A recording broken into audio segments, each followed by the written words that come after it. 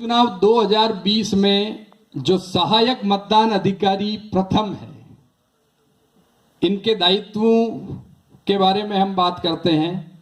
Duties of APO first. APO first की क्या क्या ड्यूटी रहेगी, क्या जिम्मेदारी रहेगी मतदान के दौरान इन पंचायत चुनाव में। इनके पास जो सामग्री रहेगी वो रहेगी चिन्हित मतदाता सूची, मार्क्ड इलेक्टोरल कॉपी। जो मतदाताओं की सूची है, जो मुख्य कॉपी है, इस चुनाव का आधार है, वो एपीओ प्रथम के पास रहेगी। यह एपीओ फर्स्ट मतदाता की पहचान के लिए उत्तरदायी होगा, यानी उसकी पहचान प्रथम एपीओ प्रथम द्वारा होगी। यदि कोई मतदाता अपने साथ पहचान पर्ची लेकर के नहीं आता है, बाहर से जो वोटर आएंगे वो कैंडिडेट्स या पॉलिटिकल पार्टीज के जो बाहर बूथ होते हैं वहां से एक पर्ची लेके आते हैं। वो पर्ची हमारी हेल्प करती है। उस पे वोटर के क्रमांक, नाम, पिता का नाम दर्ज होता है। उस पर्ची से एपीओ फर्स्ट अपनी वोटर लिस्ट में उस वोटर का नाम ढूंढता है। लेकिन कोई वोटर मान लीजिए कुछ लेके नहीं आया और वोट देने आ गया और अपना नाम बता रहा है, तो ऐसे वोटर का नाम वोटर लिस्ट में एपीओ फर्स्ट ढूंढेंगे। ये नहीं उसको कह देंगे जा बाहर से पर्ची लेके आ, नहीं, स्वयं एपीओ फर्स्ट उसको नाम, पिता का नाम, आसपास की लोकेशन, वार्ड, मोहल्ला, ये पता करके वोटर लिस्ट में स्वयं नाम ढूंढेंगे। बाहर से जो पर्चियां आती है उम्मीदवारों के द्वारा बूथ से या पॉलिटिकल पार्टीज की ओर से, उन पर्चियों पे कोई चुनाव चिन्ह अंकित नहीं हो, उम्मीदवार का नाम अंकित नहीं हो, ये हमें ध्यान रखना है। राज्य निर्वाचन आयोग ने मतदाताओं की पहचान हेतु मतदाता फोटो पहचान पत्र और 12 अन्य वैकल्पिक दस्तावेज अधिसूचित किए हैं।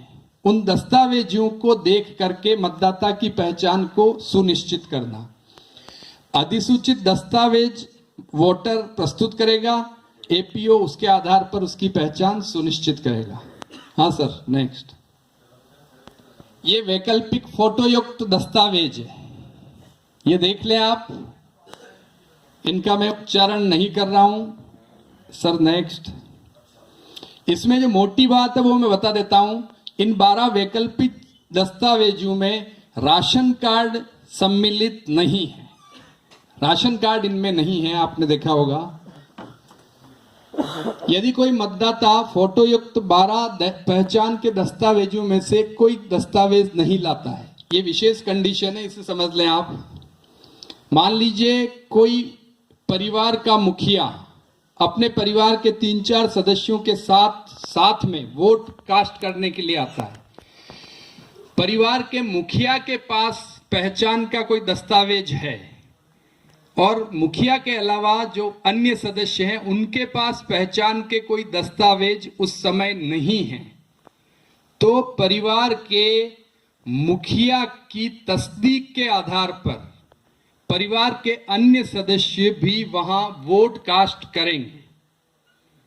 मान लीजिए पति पत्नी साथ आए हैं, पति के पास इपिक कार्ड है, पत्नी कुछ नहीं लाई है, लेकिन वो हम पूछ लेंगे कि आपकी पत्नी है, इसका नाम यही है, वो कहेगा हाँ, तो उस तस्दीक के आधार पर भी हम उसको वोट डालने की अनुमति देंगे।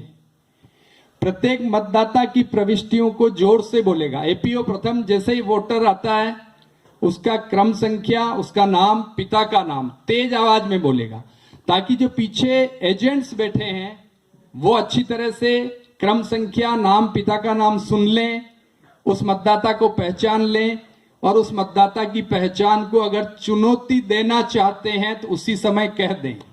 ये बात हम एक दिन पहले एजेंट्स को बता देंगे कि आपको अगर किसी वोटर पे कोई आपत्ति हो तो एपीओ फर्स्ट की टेबल पे जब ये नाम और क्रम संख्या बोलेगा तो आप उस समय कह दें कि साहब हमें आपत्ति है।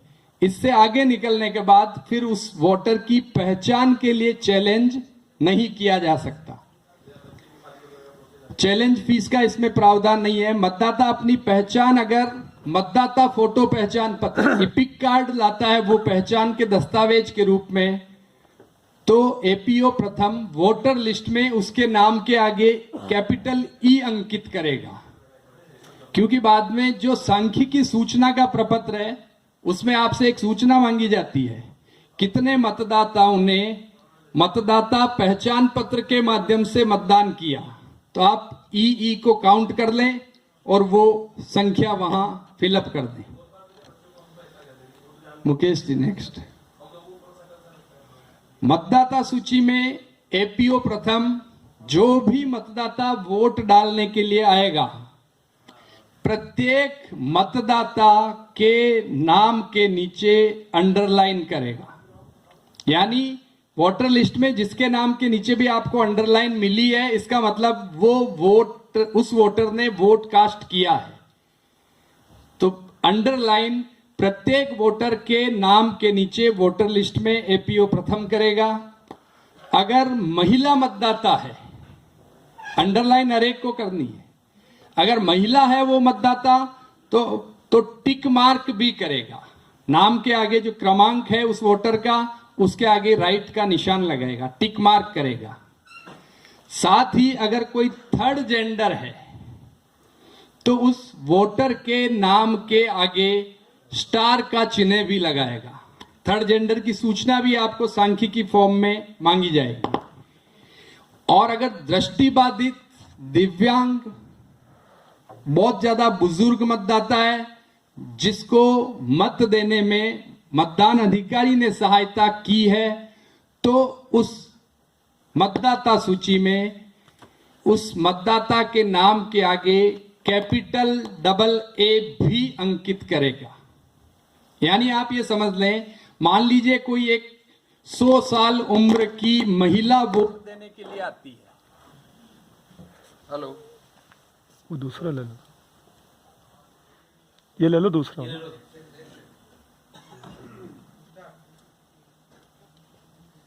मान लीजिए, हेलो बेटा देख, हाँ चल गया। मान लीजिए कोई 100 वर्ष उम्र की महिला आपके पोलिंग बूथ पे वोट देने के लिए आती है, जिसको आंखों से बहुत कम दिखता है, वो स्वयं अपना वोट नहीं डाल सकती है। उसकी सहायता मत देने में मतदान अधिकारी करेंगे। एक मिनट, मैं ये बात कंप्लीट कर दूं, इसके बाद उसकी सहायता मतदान अधिकारी करेंगे। तो ऐसे वोटर के लिए मतदाता सूची में अंडरलाइन होगा, टिक मार्क होगा और नाम के आगे AA, कैपिटल AA भी अंकित होगा। ये तीनों एंट्री होगी। हाँ सर बोलिए। बेटा थोड़ी सी आवाज कम कर दे। हाँ हेलो, थोड़ी और कर दे, ठीक है। प्रथम सहायक मतदान अधिकारी मतदाता के आते ही सबसे पहले उसकी उंगली चेक करेगा। लेफ्ट हैंड की उंगली दिखाओ, उंगली पे कहीं उसके अमिट शाही का निशान तो नहीं है। निशान नहीं है तो फिर आगे सारा दूसरा काम शुरू होगा। आते ही अगर उसकी उंगली पे इंक लगी हुई है, इसका मतलब वो पहले कहीं वोट डाल के आ गया, तो उसको रिटर्न किया जाएगा। पहचान स्थापित हो जाने के बाद जो अशासकीय पर्ची है बाहर से वो लाता है, उसको डस्टबिन में डाला जाएगा। नेक्स्ट, कोई भी व्यक्ति जिसका नाम मतदाता सूची में दर्ज है उसे वोट देने का पूरा अधिकार है। कई